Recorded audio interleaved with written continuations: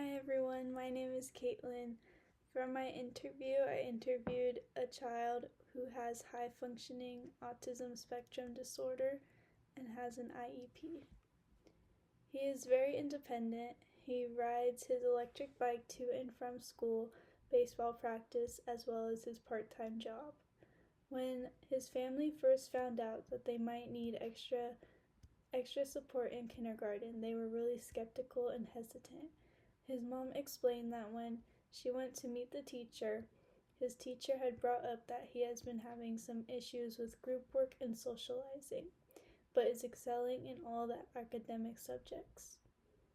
These signs that his parents had documented eventually led to them consulting their pediatrician for the diagnosis of high functioning autism. They then met with the special education coordinator of the school district to develop his IEP. To his parents, he was super smart at such a young age and was obsessed with numbers, patterns, and solving math problems, and they never realized anything was wrong.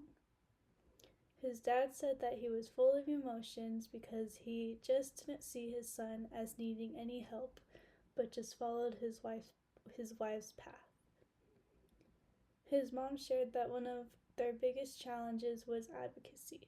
She shared how important it is to advocate and push for what your child needs.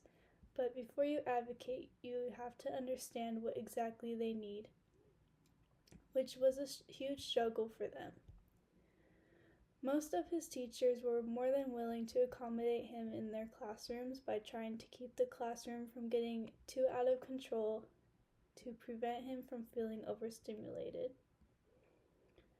His mom said that in the beginning of the process, they didn't necessarily feel as equal participants in the IEP process. This is because they really had no idea what to expect. But once they saw how social their son was beginning in middle school and high school, they realized how great of a choice the IEP was. And without his kindergarten teacher, he would still most likely be undiagnosed and still struggling socially. Managing overstimulating moments, including communication and understanding from his peers, coaches, and teachers, he's able to now communicate appropriately with everyone. His mom shared that every time that they see him take a step towards his independence, they see how successful the IEP decision was. As he prepares to graduate high school, his family is so proud of him for learning how to manage his social anxiety in specific situations. As he continues to go to a higher education at a community college, this year with his IEP team, they focused on what he wants to do when he graduates. His mom shared that he has had a lot of input in his meetings. She said that he wants to go to the community college and major in math and wants to continue working at his part-time job. Some advice that they want to give teachers is if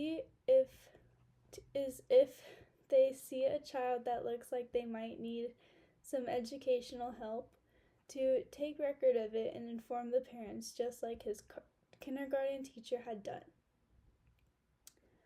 3 key concepts from our course that I related to this interview are the family and school collaboration, as well as the transitional plan for the IEP and individualized support.